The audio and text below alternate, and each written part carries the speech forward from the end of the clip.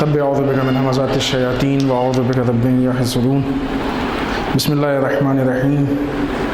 الحمد للہ الذی ہدانا لہذا وما كنا لنہتدی لولا ان ہدانا اللہ لقد جاءت رسل ربنا بالحق والصلاة والسلام علی سید اصل ما فی الوجود سر اللہ کل موجود نقطۃ دائرۃ الوجود صاحب لواء الحمد والمقام المحمود سید عن المجدد والمصطفى الامجد وابی القاسم محمد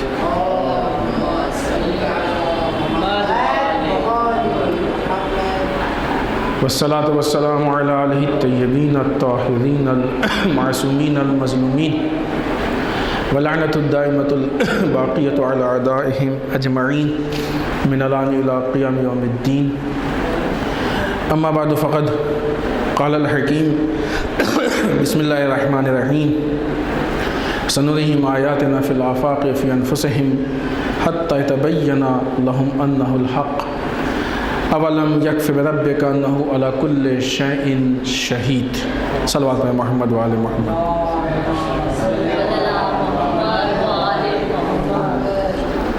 ماہ مبارک رمضان کے اس درس اخلاق کے سلسلے میں ہماری اور آپ کی گفتگو جس عنوان کے تحت چل رہی تھی وہ عنوان اور موضوع ہے خدا کے سوال اور ہمارے جواب۔ یعنی خداوند متعال نے قرآن مجید میں مختلف طریقوں سے ہم سے گفتگو کی، کبھی مثال کے ذریعے گفتگو کی ہے، کبھی احکام کے ذریعے گفتگو کی ہے، کبھی تاریخ بیان کر کے گفتگو کی ہے، اور اسی میں سے ایک طریقہ خداوند متعال کی گفتگو کا یہ ہے کہ خداوند متعال نے ہم سے سوالات کے ذریعے گفتگو کی۔ کچھ سوالات ہم سے کیے ہیں، ہمیں یہ چاہیے کہ ہم ان سوالوں کے جواب کو آمادہ کریں اور تیار کریں، اس لیے کہ جب تک ہم اس دنیا میں ہیں، چونکہ قرآن اس دنیا کے لیے، یہاں کی ہدایت کے لیے، لہٰذا ان سوالوں کے جواب کو بھی ہمیں یہی مہیا کرنا ہے۔ یہاں سے گزر جانے کے بعد، وقت ختم ہو جانے کے بعد پھر خداوند متعال ان سوالوں کا جواب نہیں پوچھے گا، پھر پوچھے گا کہ تم نے جواب کیوں نہیں دیا، کیونکہ جواب دینے کا وقت ختم ہو جاتا ہے۔ جب کوئی لڑکا ایگزام کے لیے ہال میں پہنچتا ہے تو جب تک ایگزام کا ٹائم رہتا ہے اس وقت تک وہ سوال کے جواب دے سکتا ہے، لیکن ایگزام کا ٹائم ختم ہو جانے کے بعد پھر اس کو سوال کے جواب دینے کا حق نہیں ہوتا ہے، اگرچہ اس کو آتا بھی ہو اور بعد میں آ بھی جائے۔ اسی طریقے سے ذات پروردگار نے ہم کو ایک وقت معین دیا ہے اور اس معین وقت میں ہم کو اپنے سوالات کے جواب دینے ہیں۔ اس سلسلے میں آپ سے وعدہ تھا کہ ہر روز ایک آیت کے ضمن میں ایک سوال پیش کریں گے کہ انشاءاللہ ہم سب یہ کوشش کریں گے کہ ہم اس سوال کے جواب کو مہیا کر سکیں۔ آج جس آیت شریفہ کو ہم آپ کی خدمت میں پیش کر رہے ہیں، اس آیت شریفہ یہ بہت وسیع آیت ہے، سورہ فصلت کی 53 نمبر کی آیت ہے، 53 نمبر کی آیت ہے۔ خداوند متعال اس میں بہت اہم پوائنٹس ہماری خدمت میں پیش کر رہا ہے، توحید، معرفت پروردگار اور اس طرح کے بہت سارے عقائد اور ہمارے ایمان کے خزانے اس آیت شریفہ میں ہیں۔ جہاں خداوند متعال نے ان خزانوں کو، ان عقائد کو بیان کیا ہے، وہیں ان چیزوں کو بیان کرنے کے بعد انہی عقائد سے متعلق ہم سے اس نے ایک سوال بھی کیا ہے۔ آئیے آیت شریفہ کا ترجمہ آپ کی خدمت میں پیش کرتے ہیں۔ ارشاد رب العزت ہو رہا ہے کہ ہم عنقریب سنرihim آیاتنا فی الآفاق فی انفسہم، عنقریب ہم اپنی نشانیوں کو آفاق اور ان کے نفسوں میں دکھائیں گے۔ خوب، آفاق کے معنی اگر دیکھے جائیں تو تمام عالم، اطراف عالم، مکمل عالم، آفاق مکمل اطراف عالم، تو ہم اپنی نشانیوں کو تمام اطراف عالم میں اور خود ان کے نفسوں میں دکھائیں گے تاکہ ان پہ یہ بات واضح ہو جائے، حتیٰ یہاں تک کہ یتبینہ ان پہ یہ چیز واضح ہو جائے، لہم ان کے لیے، انہ الحق کہ بے شک وہ خدا حق ہے، اس کے وجود کو وہ سمجھ لیں، محسوس کر لیں کہ خداوند متعال موجود ہے، وہ حق ہے، اور کیا پروردگار کے لیے۔ اب یہاں پہ سوال ہے، اولم یکف بربک، کیا تمہارے پروردگار کے لیے بات کافی نہیں ہے کہ وہ ہر شے کا گواہ ہے اور سب کا دیکھنے والا ہے؟ کیا ذات پروردگار خود خدا بعنوان خدا اس کے خدا ہونے کے لیے یہ چیز کافی نہیں ہے کہ وہ ہر شے کا گواہ ہے اور ہر ایک کا، سب چیزوں کا، ہر ایک کا، سب کا دیکھنے والا؟ آئیے یہاں پہ جہاں پہ آیت میں آغاز میں معرفت پروردگار اور توحید پروردگار کی گفتگو ہو رہی ہے، وجود پروردگار اگرچہ غائب، خداوند متعال ہم کو نظر نہیں آتا، کسی کو نظر نہیں آتا۔ اور مسلمانوں میں بعض لوگوں کا عقیدہ ہے، فرق ہے مسلمانوں کا، بعض مسلمان ہیں کہ جو یہ مانتے ہیں، جیسے ہم شیعہ نہر کرار فقہ جعفری کے ماننے والوں کا عقیدہ ہے خداوند متعال نہ ہم کو یہاں دکھائی دے گا نہ وہاں دکھائی دے گا۔ بعض کا ماننا ہے کہ یہاں بھی دکھ سکتا ہے اور وہاں بھی دکھے گا، اور بعض کا ماننا ہے کہ یہاں نہیں دکھے گا لیکن وہاں دکھے گا۔ یہ نظریات میں اختلاف ہے، وہ ابھی ہم کو اس پہ بحث نہیں کرنا ہے، وہ ایک عقائد کا اور توحید کا ایک الگ سلسلہ ہے۔ بہرحال خداوند متعال غائب ہے، وہ نہیں دکھتا ہے، لیکن خداوند متعال کا نہ دکھنا الگ ہے۔ خداوند متعال نہیں دکھتا ہے لیکن خداوند متعال سے متعلق دلیلیں دکھتی ہیں، جو دلیلیں اس سے متعلق ہیں وہ دلیلیں دکھتی ہیں، جو باتیں اس تک پہنچاتی ہیں وہ باتیں دکھتی ہیں۔ اس آیت شریفہ میں انہی چیزوں کی طرف سب سے پہلے اشارہ کیا گیا ہے، سنُرِیہِم آیاتنا، ہم عن قریب ان کو اپنی نشانیاں دکھائیں گے، اپنی آیتیں دکھائیں گے۔ کیوں؟ خداوند متعال نہیں دکھتا ہے لیکن نشانیاں دکھاتی ہیں کہ خداوند متعال ہے۔ آپ کا ایک دوست ہے جو بہت اچھی نقاشی کر لیتا ہے، پینٹنگ بہت اچھی کر لیتا ہے، کسی بھی چیز کو بہت اچھا بنا لیتا ہے۔ جب اس نے پینٹنگ کرنی شروع کی، نقاشی کرنی شروع کی، تو اب آپ نے اس کی نقاشی کو دیکھ کے یہ پہچان لیا کہ نقاشی کس نے کی۔ جتنا آپ اس کی نقاشی کو دیکھتے جائیں گے، اس کی پینٹنگ کو دیکھتے جائیں گے، اس کی آرٹ کو دیکھتے جائیں گے، اتنا ہی اس کے فن کا اقرار کرتے جائیں گے، اس کے فن کے آپ معترف ہوتے جائیں گے، ہے کہ نہیں؟ بلڈنگ بنانے والے ہیں، بعض اچھی بلڈنگ، دیکھیں یہاں پہ نقاشیاں اچھی خوبصورت نقاشیاں، اردو میں وہ عربی میں آیات پروردگار لکھی ہوئی ہیں۔ یہ نقاشی ایک فن ہے، یہ ایک فن ہے، اس کو جس نے بھی لکھا ہے، اس کے پاس ایک فن تھا، اس نے اپنے فن کے مطابق اس کو لکھا ہے۔ تو جب یہ اچھا فن ہوتا ہے تو فن کے ذریعے سے فنکار پہچانا جاتا ہے، فن کے ذریعے سے فنکار پہچانا جاتا ہے۔ جب یہ اچھا کام ہوتا ہے تو اس سے اس کام کا کرنے والا پہچانا جاتا ہے۔ نقاشی ہوتی ہے تو نقاشی کرنے والا پہچانا جاتا ہے، پینٹنگ ہوتی ہے تو پینٹنگ کا کرنے والا پہچانا جاتا ہے، کھانا اچھا ہوتا ہے تو بنانے والا پہچانا جاتا ہے کہ نہیں؟ خوب اور آئیے اس مسائل میں آئیے، آپ نے کہیں سنا مجلس بہت اچھی ہوئی، اچھی مجلس سے آپ نے ذاکر کو پہچانا، قرات بہت اچھی ہوئی، قرات سے آپ نے اچھے قاری کو پہچانا۔ تو جی یہ فنون ہے، یہ فنون سے صاحبان فن پہچانے جاتے ہیں۔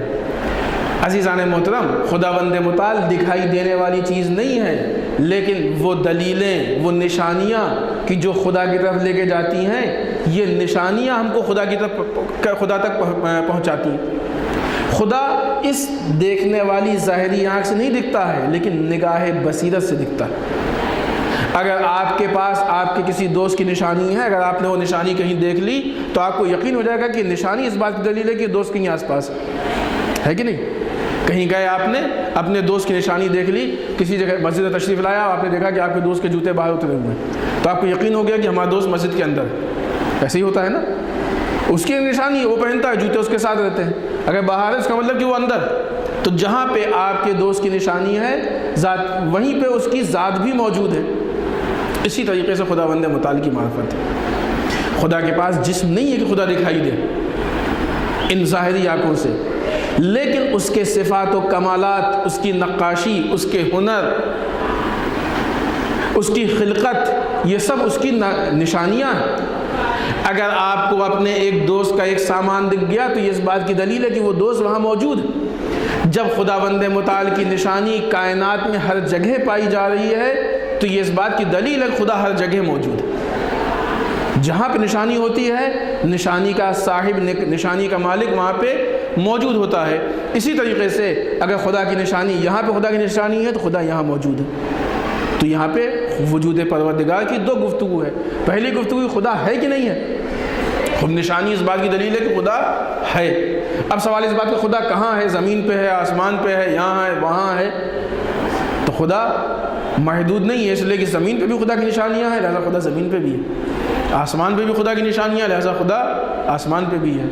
جن جگہوں کا ہم تصور نہیں کر سکتے ہیں خدا وہاں پہ بھی ہے، لہٰذا یہ نشانیاں اس بات کی، خدا بندے مطالب یہی چاہتا ہے کہ تم ہماری نشانیوں سے ہم کو پہچانو۔ سنورہم آیاتنا، ہم اپنی آیات کی نشانیوں کو تمہیں دکھائیں گے تاکہ تم ہم کو، اب یہاں پہ ایک بات ہم آ گئی ہے، ابھی ایک بات کی ذہن میں آ گئی، کہتے چلیں، اور اس لیے بھی ضروری ہے کہ چونکہ ان چیزوں پہ اعتراض ہو رہا ہے۔ نشانی کو عربی میں کہتے ہیں آیت، سنورہم آیاتنا، ہم اپنی نشانیوں کو دکھائیں گے۔ آیت کی جمع ہے، ایک نشانی ہوگی تو اس کو آیت کہیں گے، نشانیاں ہوں گی تو اس کو آیات کہیں گے، ہے کہ نہیں؟ اسی طریقے سے وہ علماء کی جو علم کے بلند درجے پہ پہنچ جاتے ہیں ان کو آیت اللہ کہتے ہیں، ایک ہوں تو آیت اللہ کہتے ہیں، اور کئی ہوں تو انہیں آیات اعظام کہتے ہیں، بہت سارے آیت اللہ ہیں، تو کیوں کہتے ہیں ان کو آیت اللہ؟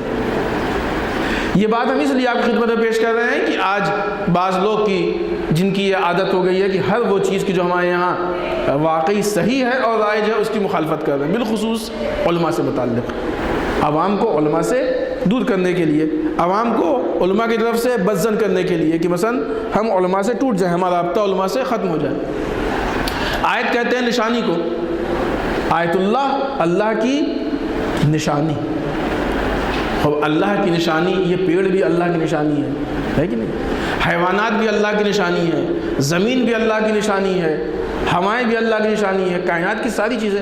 وہ کہتے ہیں کہ صاحب یہ آیت اللہ کو آیت اللہ کیسے کہہ سکتے ہیں؟ عالم آیت اللہ نہیں ہو سکتا ہے، آیت اللہ سے مثلا ہمارے ائمہ معصومین۔ جب یہ کائنات کی ساری مخلوقات، پیڑ پودے جیسی چیزیں وہ اللہ کی نشانی ہو سکتی ہے تو انسان تو اشرف المخلوقات ہے۔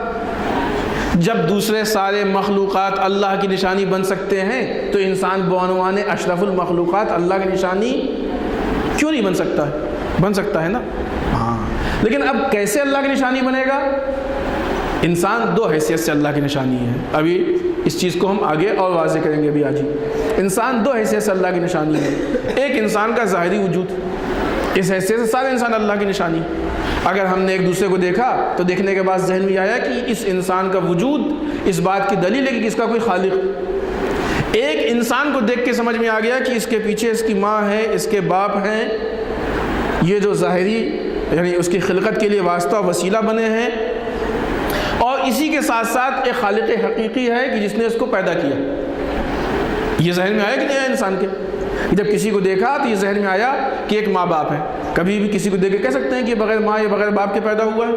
نہیں ہو سکتا ہے، کیونکہ نظام کائنات میں ہر انسان کے پیچھے اس کے ماں باپ، جب تک ماں باپ نہیں ہوں گے انسان پیدا نہیں ہوگا۔ لہٰذا جس طریقے سے یہ انسان اپنے خالق مجازی کے لیے نشانی بن سکتا ہے، اسی طریقے سے انسان اپنے خالق حقیقی کے لیے بھی نشانی بن سکتا ہے۔ یہ انسان بعنوان عمومی نشانی ہے، جیسا بھی انسان ہو، چور ہے تب بھی نشانی ہے، اچکا ہے تب بھی نشانی ہے، جھوٹا ہے تب بھی نشانی ہے۔ کیوں؟ اس لیے کہ خود خلقت نشانی ہے۔ لیکن یہی انسان جب اپنے آپ کو یاد پروردگار میں اتنا پیوست کر لے، اتنا یاد پروردگار سے ملا لے، اپنے آپ کو نظام پروردگار میں اتنا ڈھال لے کہ جو کچھ بھی کرے مرضی پروردگار کے مطابق کرے، مستحبات تک کو ترک نہ کرے، مکروہات کو ٹچ نہ کرے، جب اپنے آپ کو پورا نظام الہی میں ایک دم گھلو ملو لے، ایک دم ملا لے، مکس کر لے، تو ایسی صورت میں جب بھی آپ اس کو دیکھیے گا وہ جنبہ اطاعت دکھائی دے گا، وہ جذبہ معرفت دکھائی دے گا۔ لہٰذا بہرحال جب آپ دیکھیں گے تو خود بخود خدا یاد آ جائے گا۔ جب عمومی حیثیت سے انسان کا جسم دیکھ کے خدا یاد آ رہا ہے تو انسان کا کردار دیکھ کے کیوں نہیں خدا یاد آئے گا؟ تو عمومی معنی میں ہم سب اللہ کی نشانی، لیکن جب خصوصی معنی میں آئیں گے تو پھر وہ علماء کرام کی جنہوں نے اپنے آپ کو خدا کے لیے وقف کر لیا، صبح و شام اللہ اللہ، تو بہرحال آیت اللہ۔ اگر وہ آیت اللہ نہیں تو کون آیت اللہ؟ اگر وہ آیت اللہ نہیں تو کون آیت اللہ؟ یہ کہتے ہیں نہیں، صرف اہل بیت اطہار آیت اللہ ہے۔ اہل بیت اطہار خاص الخاص معنی میں آیت اللہ ہے، معنی عام میں ساری مخلوقات آیت اللہ ہے، معنی خاص میں اصطلاح میں وہ علماء کرام آیت اللہ ہیں کہ جو اس مقام پہ پہنچتے ہیں، کیونکہ انہوں نے اپنی زندگی وقف کی ہے، فرق ہے۔ اور پھر خاص الخاص معنی میں وہ ہمارے اہل بیت اطہار، ائمہ معصومین علیہ الصلوۃ والسلام، وہ آیت اللہ ہے، وہ اللہ کی۔ لیکن یہ لقب ان کا خود، چونکہ ہمارا یہ موضوع نہیں ہے لہٰذا اس تفصیل میں نہیں جائیں گے، لیکن صرف اس حد تک پیش کر دیا کہ ہمارے جوانوں کے ذہن میں جو کنفیوژن پیدا کیا جا رہا ہے وہ کنفیوژن ختم ہو جائے۔ امام علی نے بہت اچھی چیز پیش کی انسان کی، جب تعبیر کی امام علی نے تو کہا کہ انسان وہ چیز ہے، وہ مخلوق ہے کہ جو گوشت سے بولتا ہے، ہڈی سے سنتا ہے اور چربی سے دیکھتا ہے۔ تو اس گوشت میں بولنے کی طاقت کس نے دی؟ اس ہڈی میں سننے کی صلاحیت کس نے پیدا کی؟ اور اس چربی کو دیکھنے کے لائق کس نے بنایا؟ لہٰذا اگر انسان خود اپنے وجود کو دیکھے تو خود انسان کا وجود وہ وجود ہے کہ جو خداوند متعال کی معرفت کے لیے ذریعہ و وسیلہ، یہ نشانی بن جاتا ہے خداوند متعال کی معرفت کے لیے۔ ہم سب سے پہلے اس چیز پہ، یہ ہمارے سامنے کی چیز، ہم اس پہ دھیان نہیں دیتے۔ خود اپنی خلقت کو دیکھیں۔ آئیے تھوڑا سا اور اس چیز کو واضح کریں۔ ہم پیدا ہو کے اس دنیا میں آئیں گے تو ہم کو ہاتھ کی ضرورت پڑے گی، لیکن جب ہم ماں کے پیٹ میں تو تم کو معلوم تھا کہ ہاتھ کی ضرورت پڑے گی؟ نہیں معلوم تھا۔ ہم نے خدا سے مانگا تھا ہاتھ؟ نہیں مانگا تھا، لیکن خدا نے ہم کو دیا۔ ہم اس دنیا میں آئیں گے تو ہم کو چلنے کے لیے پیروں کی ضرورت پڑے گی، ہم نے خدا سے مانگا تھا پیر؟ نہیں، مگر پھر بھی خدا نے ہم کو دیا۔ جتنی بھی ہماری ضروریات کی چیزیں ہیں، ہم دیکھنے کے لیے آنکھ، سننے کے لیے کان، بولنے کے لیے زبان، سونگھنے کے لیے ناک، چلنے کے لیے پیر، کام کرنے کے لیے ہاتھ، دھڑکنے کے لیے دل، سوچنے کے لیے دماغ، نہ کتنی چیزوں کو ہم جانتے بھی نہیں۔ یہ ساری چیزیں نہ ہم کو معلوم تھا کہ ہمیں اس کی ضرورت ہے، نہ ہم نے خدا سے مانگا، لیکن خدا نے ہم کو وقت سے پہلے عطا کیا ہے، دیا ہے خداوند متعال نے۔ اور جب ہم اس دنیا میں آئے تو ان ساری چیزوں کو لے کے آئے۔ دو چیزیں اس سے ہم آپ کے سامنے ثابت کریں گے فی الحال۔ پہلی چیز یہ کہ خدا اس ذات کا نام ہے کہ جو انسان کی ضروریات کو ضرورت کے آنے سے پہلے اس کے اسباب کو فراہم کر دیتا ہے کہ جس سے ضروریات حل ہو سکے۔ خدا کے مزاج کو پہچانو، اگر نہیں پہنچ رہے ہیں تو وہ کہیں ہماری غلطی ہے۔ کچھ لوگ خدا نخواستہ جو ایب نارمل پیدا ہوتے ہیں، کبھی ہاتھ سے، کبھی پیر سے، کبھی دوسری چیزوں سے، وہ ان کی تخلیق میں کہیں نہ کہیں ماں باپ یا دوسرے علل و اسباب کی وجہ ہوتی ہے جس کی وجہ سے وہ ایب نارمل پیدا ہوتے ہیں۔ وہ ایک الگ تفصیلی گفتگو ہے، کیوں ایسا ہوتا ہے، وہ ایک الگ چیز ہے۔ اس کے لیے بھی خدا نے وہ سارا نظام بتایا ہے، طریقہ کار بتایا ہے۔ خدا کا مزاج ہوا ہے کہ جو ہر انسان کو اس کی ضرورت سے پہلے دے دیتا ہے۔ سوچئے وہ خدا کہ جس نے بغیر مانگے ہم کو ہاتھ دیا، بغیر مانگے ہم کو پیر دیا، بغیر مانگے ہمیں زبان دی، بغیر مانگے ہمیں دل و دماغ دیا۔ آج جب ہم اس خدا سے چھوٹی چھوٹی چیزیں مانگتے ہیں تو کیوں نہیں دے گا وہ؟ اس کی بنسبت جو مانگ رہے ہیں چھوٹی چھوٹی چیزیں تو مانگ رہے ہیں نا۔ اب جو ہم اپنی دعاؤں میں مانگ رہے ہیں چھوٹی چھوٹی چیزیں تو مانگ رہے ہیں نا۔ اب اگر کبھی انشاءاللہ دعا کی گفتگو ہوگی تو وہاں پہ بتائیں گے کہ اسی لیے ہمارے لیے کیا مانگنا اہم ہے اور کیا مانگنا اہم نہیں۔ اہم ترین دعائیں کیا ہیں؟ مال و دولت کے لیے تو خدا نے نظام بنایا ہے۔ خدا کے نادان بندے بھی مانگیں گے تب بھی خدا دے دے گا۔ خدا کے وہ بندے کی جو خدا کی عبادت نہیں کرتے ہیں، خدا کو مانتے بھی نہیں، وہ بھی مانگتے تو خدا دے دیتا ہے۔ ہم خدا سے وہ مانگیں جو ہمارے لیے مخصوص ہے۔ خدا سے مغفرت مانگے، خدا سے اطاعت کی توفیقات مانگے، وہ چیزیں مانگے۔ بہرحال یہ ایک الگ چیز ہے، اس کا تعلق دعا کے موضوع سے ہے۔ جب وہاں پہ گفتگو کبھی ہوئی انشاءاللہ تو ہم ان چیزوں کو پیش کریں گے، خدا سے ہم کیا مانگے اور کیا نہیں مانگے، کیسے کب کیا پورا ہوتا ہے اور کیا نہیں پورا ہوتا ہے، وہ ساری تفصیلات وہاں پہ۔ لہٰذا وہ خدا جس کا مزاج یہ ہے کہ ہر چیز انسان کو اس کی ضرورت سے پہلے دیتا ہے۔ خود یہی انسان کا وجود جو انسان کا اس شکل میں وجود ہے، یہی وجود معرفت پروردگار کے لیے کم نہیں ہے، ایک مکمل چیز ہے کہ جس کے ذریعے سے ہم خداوند متعال کو پہچان سکتے ہیں اور ساری اپنی عقائد کی داستان کو اپنے وجود کے اندر ہم دیکھ سکتے ہیں۔ مکمل عقائد کی داستان کو اپنے وجود کے اندر ہم دیکھ سکتے ہیں۔ وجود کے تقاضے، وجود کے نتائج، ساری چیزیں کیا ہوگا، کیسے ہوگا، یہ ہمارا خود وجود۔ عقائد میں کبھی گفتگو ہو، یقیناً آپ کے ہاتھ میں کوئی نہ کوئی کلاس ہوگا عقائد کا، ہوگا نہ ہو تو رکھیں آپ، علماء موجود ہے۔ تو خود اگر وجود کو عنوان سے پہچانوایا جائے تو اسی وجود میں توحید بھی آپ کو مل جائے گی، اسی میں عدل بھی مل جائے گی، اسی وجود کی ضروریات میں آپ کو نبوت امامت بھی مل جائے گی، اور اسی وجود کے لیے آپ کو قیامت و معاد سب مل جائے گی۔ خود وجود انسانی، انسان کا جسم آپ کے مکمل اصول دین کو آپ کے لیے ثابت کر دے گا۔ 5 ہے نا اصول دین، ہمارے بچے یاد ہوگا نا، اصول دین 5 ہے، 5 اصول دین آپ کو اسی انسان کے وجود میں نظر آ جائیں گے، اور اس میں سب سے واضح جو چیز نظر آئے گی وہ خداوند متعال۔ ایک چیز۔ دوسرا پوائنٹ جو اس سے اہم ہے، جس کے لیے ماہ مبارک رمضان بہترین مناسبت ہے، اگر ہم اس چیز کو لے سکیں تو شاید ہمارے لیے بہت زیادہ یعنی کافی بھی ہو۔ خداوند متعال نے جب ہم کو اس دنیا میں پیدا کیا، اس دنیا میں بھیجا، تو ہمارے جسم میں کتنا اہتمام کیا، کتنا نوک و پلک سوا کے ایک دم خوبصورت بنایا، ہم کو اچھا سا بنایا، ضروریات کی ساری چیزیں دی، ہاتھ پیر آنکھ ناک کان سب کچھ دے دیے۔ ایک چھوٹی سی چیز ذرا سا خراب ہو جائے تو بھی احساس ہوتا ہے کہ اس کی قیمت کیا ہے کہ نہیں؟ جب انسان ڈاکٹر کے پاس جاتا ہے، ہلکا سا فیور ہو جاتا ہے، بخار آ جاتا ہے، تو انسان کو اپنی صحت کی قدر معلوم ہوتی ہے۔ خدا نے کتنی زیادہ باریکی کے ساتھ ہم کو ایک مکمل جسمانی وجود عطا کیا، مکمل جسمانی وجود عطا کیا۔ کیوں؟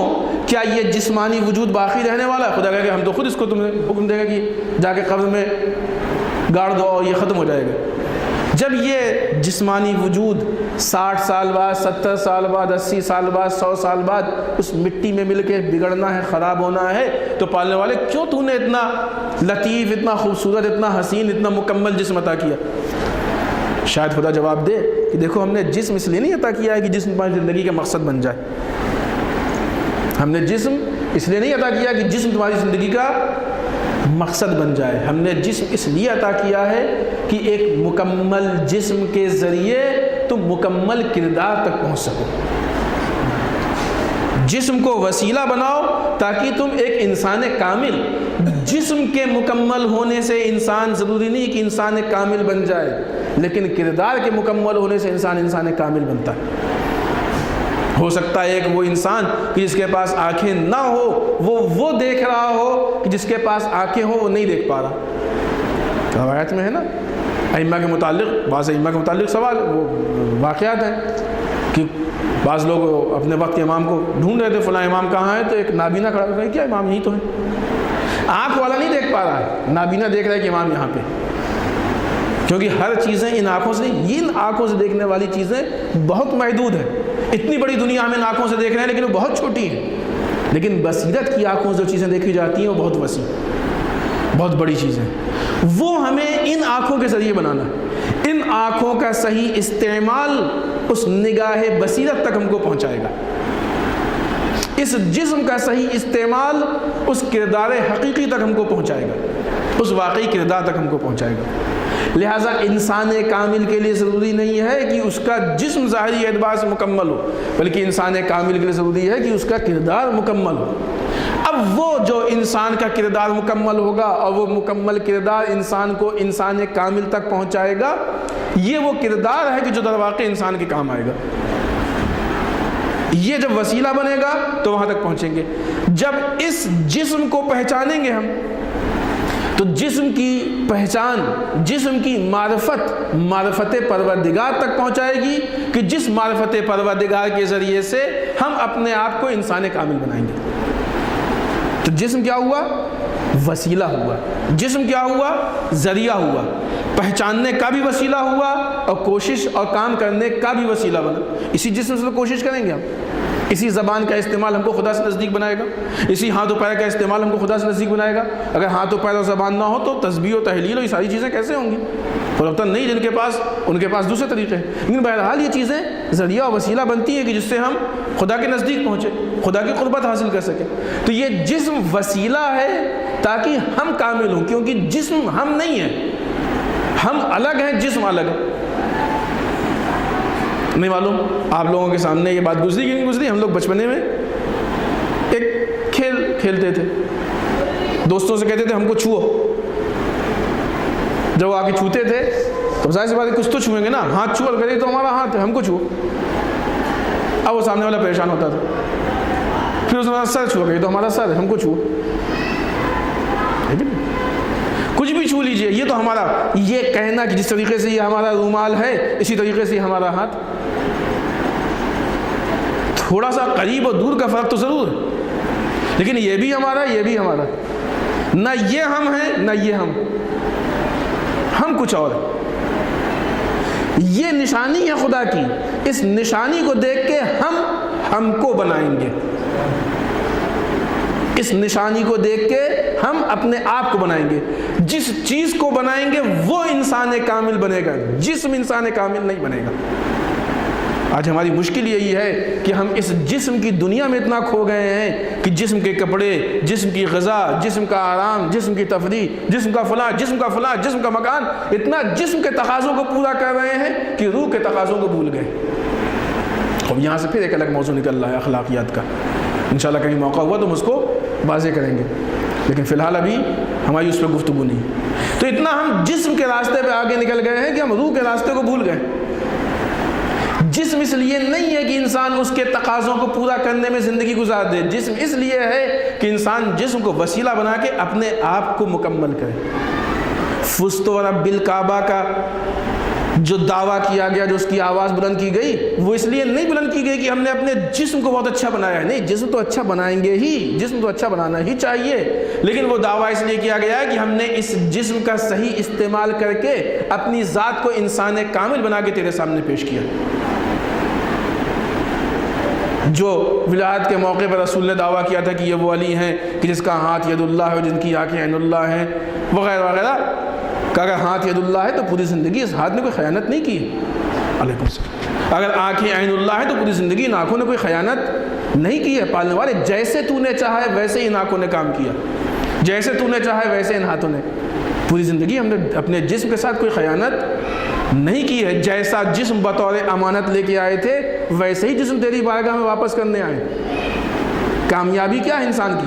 کامیابی یہ کہ کوئی امانت اس کے حوالے کی جائے تو اس امانت کو ویسے ہی واپس کر دے۔ امام علی نے خدا بندے، جسم ہمارا ہے، ہم نہیں ہیں، اس کا مطلب ہمارا ہے تو ہمارے پاس کسی کی امانت ہے، جسم خدا کی امانت ہے، اور خود یہی ایک جملہ اگر ہم سمجھ لیں کہ جسم خدا کی امانت ہے تو اس میں بہت سارے باب کھلتے ہیں کہ ہم کو اپنے جسم پہ کتنا اختیار۔ یہی وجہ ہے کہ خودکشی جائز نہیں، اگر انسان خودکشی کر لے تو حرام موت ہے، اس کے سارے اعمال ختم، کیا اور ساری چیزیں عاقبت خراب، اس پہ بھی ہم نہیں جائیں گے، ایک الگ موضوع نکل رہا۔ تو آدمی کو یہ محسوس ہو جائے کہ ہم کو اپنے جسم پہ کتنا اختیار، ہم کو اپنے جسم پہ اتنا بھی اختیار نہیں ہے کہ اس ہاتھ سے حرام کام انجام دے، اگر ہم کر رہے ہیں تو یہ خیانت۔ تو یہ جسم ذریعہ و وسیلہ ہے کس چیز کے لیے؟ کہ اس ہاتھ کے صحیح استعمال کے ذریعے سے ہم اپنے حقیقی وجود کو مکمل بنا سکیں، وہی انسان کامل۔ جب یہ انسان کامل بنے گا تو اب یہ معرفت کے خزانوں کو حاصل کرے گا۔ اب آئیے یہاں پہ جملہ جو ہم نے کہا تھا، بعنوان جسم ہم سب آیت اللہ ہیں، لیکن وہ افراد کی جو علم کے اس مقام تک آیت اللہ کا مطلب ہی نہیں کہ اتنے سال پڑھ لے آیت اللہ، نہیں، آیت اللہ کا مطلب ہی نہیں کہ ماما اتنا بڑا ہو تو آیت اللہ، آیت اللہ کا مطلب ہی نہیں کہ داڑھی اتنی بڑی ہو تو آیت اللہ، نہیں، داڑھی بڑی ہونے سے آیت اللہ نہیں ہے، آیت اللہ بننے کی بنیاد پہ وہ داڑھی بڑی ہے، فرق ہے، سمجھ گئے؟ وہ لباس کی وجہ سے آیت اللہ نہیں ہے، لیکن آیت اللہ بننے کی وجہ سے اس لباس کو پسند کیا چونکہ یہ لباس ہے رسول، فرق ہے دونوں میں، اجازت میں۔ تو جب انہوں نے اپنے جسم کو ایک دم راہ خدا میں وقف کر دیا، صبح و شام، دن و رات، وہی ہم و غم، خدا خدا، دین دین، اسلام اسلام، اور مکمل طریقے سے اسلام کو اپنا لیا، تو اب یہ جو بھی کر رہے ہیں اس سے یاد خدا آ رہی ہے، اس سے یاد خدا آ رہی ہے۔ جب یاد خدا آ رہی ہے تو بہرحال دیکھنے والا جب ان کو دیکھتا ہے تو خدا یاد آتا ہے، کیونکہ یہ اطاعت پروردگار میں وقت گزارتے ہیں، تسبیح و تحلیل میں وقت گزارتے ہیں۔ اب جائیے دیکھیے، اگر آیت اللہ کو دیکھ کے اللہ یاد آ جائے تو پھر کیسے آپ کہہ سکتے ہیں کہ آیت اللہ نہیں؟ یہ کیا چیز ہے؟ یہ وہ چیز ہے کہ انہوں نے اس جسم کو استعمال کر کے اپنے آپ کو ایک انسان کامل بنا لیا ہے۔ اب یہ جو انسان کامل ہے یہ در واقع وہ چیز ہے کہ جو خدا چاہتا، خدا ہم سے جسم کو اچھا بنانا نہیں چاہتا، جسم کی امانت داری چاہتا ہے، خدا ہم سے جسم کا صرف اچھا بنانا نہیں چاہتا ہے، بلکہ جسم کے ذریعے سے ایک مکمل کردار و کریکٹر چاہتا ہے۔ تو جب ہم اس مقام پہ پہنچیں گے تو یہ ساری چیزیں اس حد تک ہمارے لیے واضح ہو جائیں گی کہ ہم خداوند متعال کے حکم کے مطابق، اس کی مرضی کے مطابق۔ ایک دوسری چیز، یہ جسم کے تقاضے وہ ہیں کہ جو ہم کو دعوت فکر دیتے ہیں، اور تیسری چیز جو اسی فکر کے سے ملتی جلتی ہے، تعقل، غور و فکر، بھائی اس سے ملتی جلتی ہے۔ آج ہمارے دین کی بہت بڑی مشکل یہ ہے کہ ہم دین میں دن بدن مزدور بنتے جا رہے ہیں۔ کسی نے کہا اتنی مرتبہ یہ پڑھ لو، ہم نے پڑھ لیا۔ کسی نے کہا اتنی مرتبہ یہ کر لو، ہم نے کر لیا۔ کبھی پوچھا بھی نہیں کہ کیوں، کس نے کہا ہے ایسا؟ آج آپ دیکھیے ہمارے یہاں آئے دن ایک روز نیا عمل داخل ہوتا رہتا ہے۔ اتنی مرتبہ یہ پڑھ لو تو یہ ہو جائے گا، لگ گئے پڑھنے لگے، حتیٰ کہ اور بدتر حالات ہوئے۔ ہم نے مثلاً جب فلاں، ہم یہ بتا نہیں رہے، ہم صرف نقل کر رہے ہیں، میسج آتے ہیں کہ ہم نے فلاں کو جناب زینب کو خواب میں دیکھا، وہ آئیں، یہ ہوا وہ ہوا، اور جو بھی اس واقعے کو اتنے لوگوں تک بیان کرے گا اس کو گڈ لک، اور نہیں بیان کرے گا تو بیڈ لک۔ لگ گئے سب کام پہ، سب اپنے کام دھندے پہ لگ گئے۔ اب چاہے وہ میسج ہو، چاہے واٹس ایپ ہو، چاہے جو ہو، تو بھیج رہے ہیں۔ کیا سمجھا جناب زینب کو؟ حضرت عباس کو کیا سمجھا؟ نے پہچانا ہی نہیں۔ جناب زینب، اگر آپ 13 آدمیوں کو ایک میسج نہیں پہنچائیں گے، جناب زینب آپ سے بدلہ لے لیں گے۔ اس کا مطلب کہ میں جناب زینب کو کربلا کی زندگی میں نہیں پہچانا، کوفہ اور شام کی زندگی میں نہیں پہچانا جناب زینب کو۔ جناب زینب کی معرفت نہیں ہے۔ یہ کام اگر ایک عام انسان کرے تو اس کو ظالم کہا جاتا ہے۔ جناب زینب جیسی صابرہ خاتون کیسے یہ ظلم کر سکتی؟ یہ کہاں سے چیزیں پیدا ہوئیں؟ یہ یہیں سے پیدا ہوئیں کہ ہم نے اسلام کے احکام اور ان کی باتوں پر غور و فکر کرنا چھوڑ دیا۔ جب فکر کرنا چھوڑ دیا تو آہستہ آہستہ عقل ساتھ چھوڑتی گئی۔ جب عقل ساتھ چھوڑتی گئی تو دین بعنوان رسم ہمارے درمیان آتا رہا۔ اور پھر اس کے بعد ہم نے یہ نہیں سوچا کہ ہمیں کیا کرنا ہے، کیوں کرنا ہے۔ ہم نے یہ دیکھا کہ ہمارے یہاں جو ہوتا آیا ہے ہمیں وہ کرنا ہے۔ یہ سب سے خطرناک موڑ ہے دین کا۔ اسی لیے خداوند متعال نے ہم کو دعوت دی کہ اصول دین میں ہم غور و فکر کریں، اور غور و فکر کے ذریعے سے ہم اصول دین کو پہچانیں۔ کبھی بھی کسی انسان کو بغیر فکر کے نہیں چھوڑا ہے۔ اور ایک جگہ پہ جہاں پہ عمل کی بات آئی، کہا نہیں، وہاں پہ صلاحیت ہے، علم ہے۔ جہاں پہ آپ کا علم ہوگا جتنا، اتنا آپ علم جتنا ساتھ دے اتنا کام کیجیے۔ تو دونوں کو الگ الگ، لہٰذا ہم کو دعوت فکر دی گئی ہے۔ دعوت فکر کے بعد اب یہاں پہ ہم سوچیں کہ اگر یہ جسم ہمارے لیے دعوت فکر ہے، اور یہ جسم ہمارے پاس بطور امانت ہے، اور یہ جسم وہ ہے کہ جو ہم کو کمال انسانی تک یا اس کمال تک، کمال حقیقی تک پہنچاتا ہے کہ جو خداوند متعال چاہتا ہے، تو اب ہم اس جسم کے عنوان سے دیکھیں کہ جب خداوند متعال نے ہم کو بھیجا ہے تو ہم کو کہاں سے بھیجا ہے، کہاں بھیجا ہے، اور ہم کو واپس کہاں لے جائے گا، کیوں بھیجا ہے، اور ہم کو یہاں کیا کرنا ہے۔ کیونکہ ہر چیز کے پیچھے ایک ریزن ہے۔ ایک آدمی کسی کمپنی میں سروس کرتا ہے، کمپنی نے اس سے کہا کہ ہوتا ہے نا کبھی کمپنی کے کام سے انسان کو سفر پیش آتا ہے۔ آپ کو یہاں سے مثلا دہلی جانا ہے کمپنی کے کام سے، آپ جائیے اور وہاں پہ فلاں کام کر کے آپ کو ٹکٹ دیں گے فلائٹ کا، آپ صبح جائیے وہاں پہ، دن بھر کام کیجیے اور شام کو فلائٹ سے واپس آ جائیے گا۔ اتفاق کی بات کی آپ کو مثلاً قطب مینار یا لال قلعہ دیکھنے کا بڑا شوق تھا، کمپنی نے آپ کو ٹکٹ دیا، سب کچھ دیا، اب آپ دہلی جا رہے ہیں، کمپنی کا کام بھی کرنا ہے آپ کو، اور مثلاً قطب مینار بھی دیکھنی، جامع مسجد بھی دیکھنی ہے، لال قلعہ بھی دیکھنا، تو مثال سے بتائیے پہلے کیا کریں گے؟ پہلے کمپنی کا کام کریں گے یا پہلے گھومنے چلے جائیں گے؟ اترے ایئرپورٹ نکلے اور سیدھے گھومنے کی جگہ پہ۔ کوئی اگر آدمی ایسا ہو کہ جو ایئرپورٹ سے نکلنے کے بعد سیدھے جائے گھومے، اور جب وہاں پہنچ کے اس کی لذتوں میں کھو جائے تو اب اس کو یہ بھی نہ یاد رہے کہ کس کام سے آیا، شام مجھے فلائٹ کا ٹائم ہوا تو یاد آ رہے اب کیا کرے، اب تو ٹائم ہو گیا چلنے کا، چلو واپس لوٹ کے آئے تو یہاں اپنے آفیسر کو کیا منہ دکھائے گا اور کیا اس کا حشر ہوگا؟ تصور کر سکتے ہیں آپ ان چیزوں کا؟ ہماری مثال یہی ہے، خداوند متعال نے ہم کو کسی خاص مقصد کے تحت بھیجا ہے، کہاں جا رہے ہو، کیوں جا رہے ہو؟ ہم یہاں آنے کے بعد گھومنے میں، دنیا کی لذتوں میں اتنا کھو گئے ہیں کہ ہم کو یاد ہی نہیں رہ گیا کہ ہم کس کام سے آئے۔ جب موت سامنے آئے گی، واپسی کی فلائٹ کا ٹائم آئے گا، اس وقت ہمیں یاد آئے گا ہم تو اس کام کے لیے آئے تھے، لیکن اس وقت ہمارے ہاتھ میں ٹائم نہیں ہوگا، موقع نہیں ہوگا، مہلت نہیں ہوگی۔ اب جب ہم وہاں پلٹ کے جائیں گے تو اب کیا حشر ہوگا ہمارا؟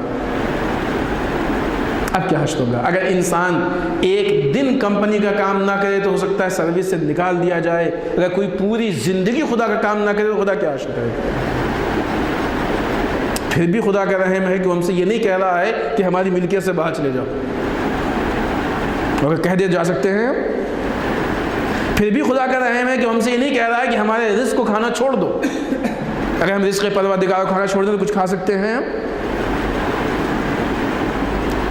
پھر بھی خدا کا رحم ہے کہ ہم سے یہ نہیں کہہ رہا ہے کہ ہم نے جو جسم دیا اسے چھوڑ دو، اس جسم کو چھوڑ کے کچھ کر سکتے، یہ خدا ہی کا دیا ہوا جسم ہے نا، خدا کا ہے۔ لہٰذا دعوت فکر دی گئی ہے۔ قرآن مجید نے مختلف جگہ پہ ہم سے کہا کہ فکر کرو، سوچو سمجھو، غور و فکر کرو۔ آج جو نئے نئے دین پیش کیے جا رہے ہیں، ان ادیان میں ہم کو سب سے زیادہ فکر سے الگ کیا جا رہا ہے، اور سب سے زیادہ جو حملہ ہو رہا ہے وہ اسی فکر پہ ہو رہا ہے۔ آئیے اپنی بات کو سمیٹتے ہوئے اب یہاں پہ ہم حسب دستور وہ جو اصل سوالات ہیں اس مقدمے کے بعد وہ آپ کی خدمت میں پیش کریں۔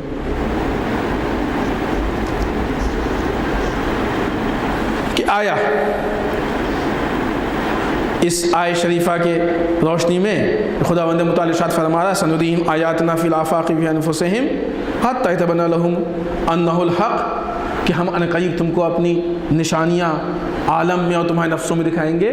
پہلا سوال، کیا ہم نے اپنے نفسوں میں خداوند متعال کی نشانیاں دیکھی ہیں؟ تو یہ سوال آیت کا سوال نہیں ہے، ابھی آیت کا جو اصل سوال ہے وہ ہم پیش کریں گے، لیکن جب تک ان سوالوں کو ہم نہیں دیکھیں گے اس آیت کے سوال تک ہم نہیں پہنچ پائیں گے۔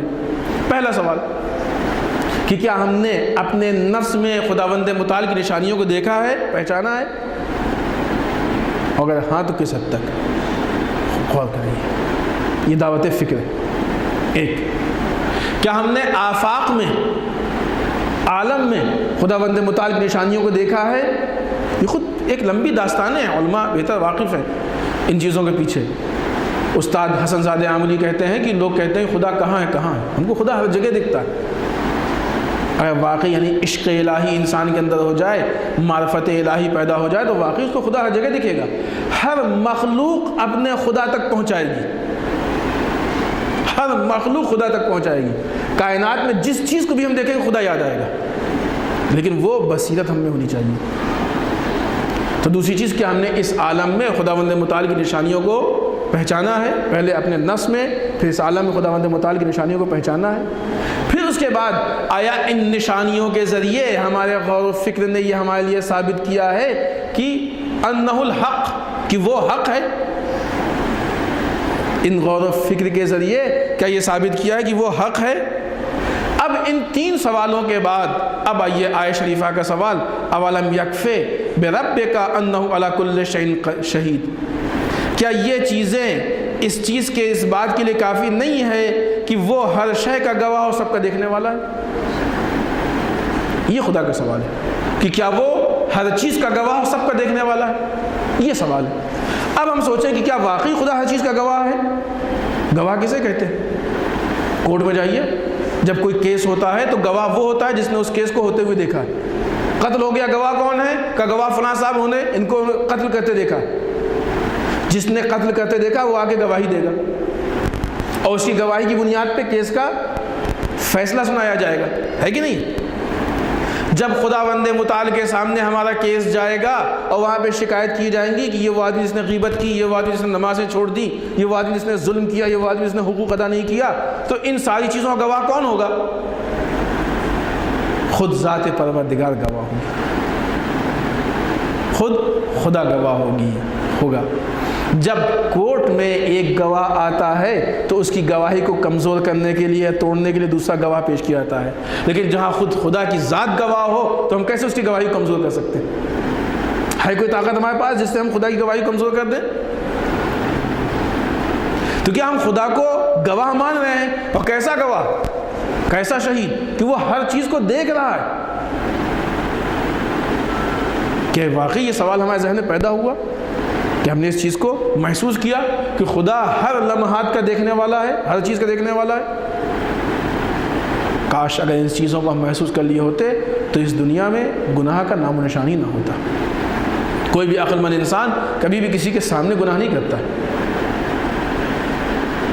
ہمیشہ گناہ کرنے کے لیے خلوت تلاش کرتا ہے. صرف دو طرح کے لوگ ہوتے ہیں جن کے سامنے گناہ انسان کر سکتا ہے, یا تو اتنا بڑا پاگل اور دیوانہ ہو جس کو سمجھ بھی نہیں آتا ہے, پاگل ہے اس کے بڑبڑایا کرتا ہے, یا اتنا کم سن بچہ ہو کہ اس میں کوئی شعور ہی نہ ہو.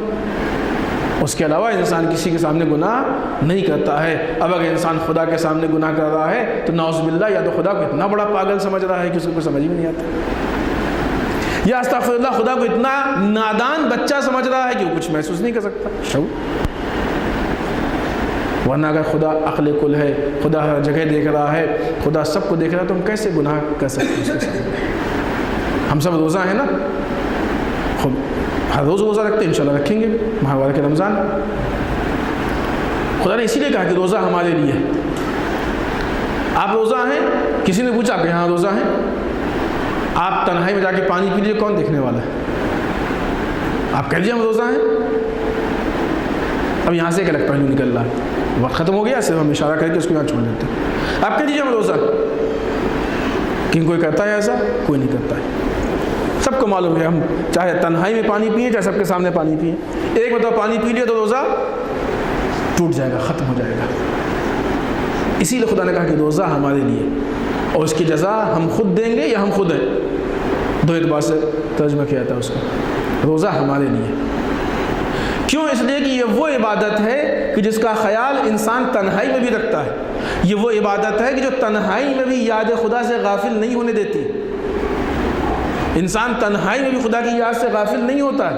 انسان تنہائی میں بھی خدا کو یاد رکھتا ہے کہ یہاں پہ بھی اگر ہم کھا پی لیں گے تنہائی میں تو خدا دیکھ رہا ہے. شاید یہ 1 مہینے کے روزے پریکٹس کرواتے ہیں تاکہ باقی عبادتیں بھی ایسی ہو جائیں. جس طریقے سے روزہ دکھانے کے لیے نہیں ہے, ویسی شاید ہماری نماز بھی دکھانے کے لیے نہ ہو. نماز میں ہوتا ہے نا کبھی قرات اچھی ہو گئی تاکہ لوگ کہیں اچھی قرات کرتے, نماز طولانی ہو گئی تاکہ لوگ کہیں کہ نماز زیادہ لمبی پڑھتے. مسجدوں میں زیادہ ایسا ہے نہیں کہ کسی کے بارے میں سوچیے گا نہیں, بالفرض ہم اپنے کو دیکھیں. نگیٹو چیز ہمیشہ اپنے میں دیکھیں, کہیں ہم تو نہیں کرتے ہیں ایسا, دوسروں کو مت کریں. لوگ کہیں نمازی, روزے کی عبادت اتنا خوف خدا, یاد خدا کو ہمارے نفس کے اندر پرو دے کہ اب جو بھی عبادت ہو وہ ایسی ہو کہ تنہائی میں بھی ہم کو یاد ہے کہ خدا ہمیں دیکھ رہا ہے. ماہ مبارک رمضان کے روزے ہم کو اس چیز کی پریکٹس کراتے ہیں. اب ہم یہاں پہ دیکھیں اور یہ سوال, اس سوال کو دیکھیں, اور سوال کے بعد ہم یہ دیکھیں کہ کیا ہمارے پاس اس کا جواب ہے. اولم یکفی بربک انہ علی کل شیء شہید,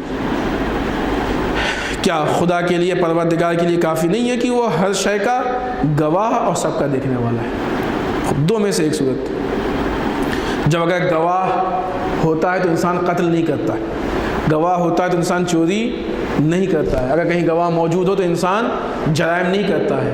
اگر واقعی خدا گواہ ہے تو پھر ہمارے گناہ نہیں ہونے چاہیے. اگر گناہ ہو رہے ہیں تو کیا ہمارے پاس اس سوال کا جواب ہے کہ خدا ہم کو دیکھ رہا ہے؟ یہ ہم کو اس ماہ مبارک رمضان میں سوچنا ہوگا. انشاءاللہ کوشش کریں کہ ماہ مبارک رمضان میں خداوند متعال جیسا ہم کو چاہتا ہے آہستہ آہستہ ان صفات کو اپنا کے ہم اپنے آپ کو ویسا بنا دیں, تاکہ جب ماہ مبارک رمضان ختم ہو تو اس کا فلسفہ اور مقصد مکمل ہونے کے نزدیک ہو جائے. وہ کیا ہے؟ لعلکم تتقون, شاید ہم متقی بن جائیں. والسلام علیکم ورحمۃ اللہ وبرکاتہ. اب کسی کے ذہن میں کوئی سوال ہو تو آپ پوچھ سکتے ہیں.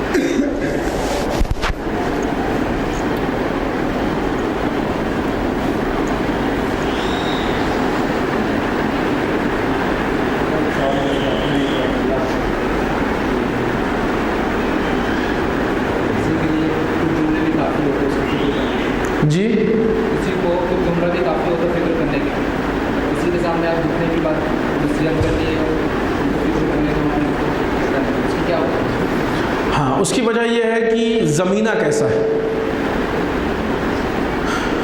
آپ نے ایک بیج, پیڑ نکالنا ہے آپ کو, آپ نے وہ بیج ڈالی کسی جگہ ڈالیں گے بیج مر جائے گا، پیڑ نہیں نکلے گا.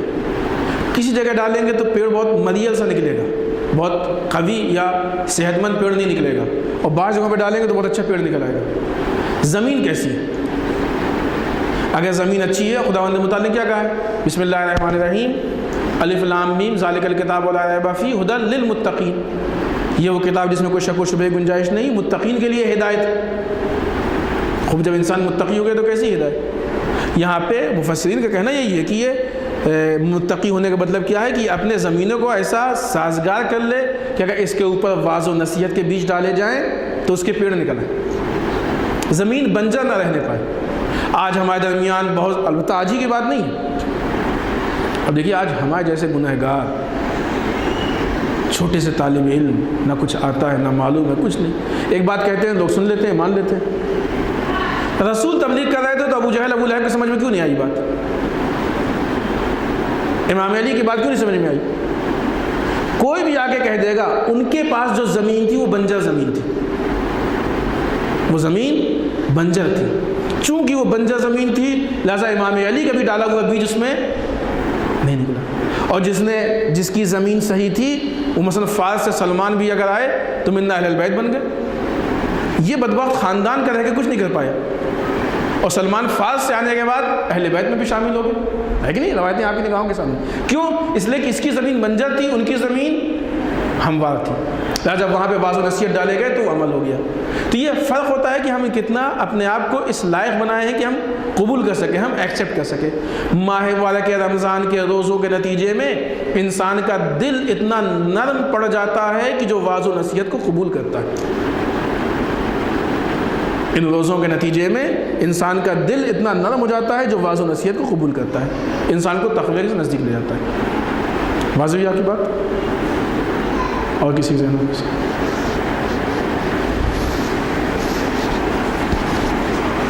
نہیں ہے ظاہر. والسلام علیکم ورحمۃ اللہ وبرکاتہ.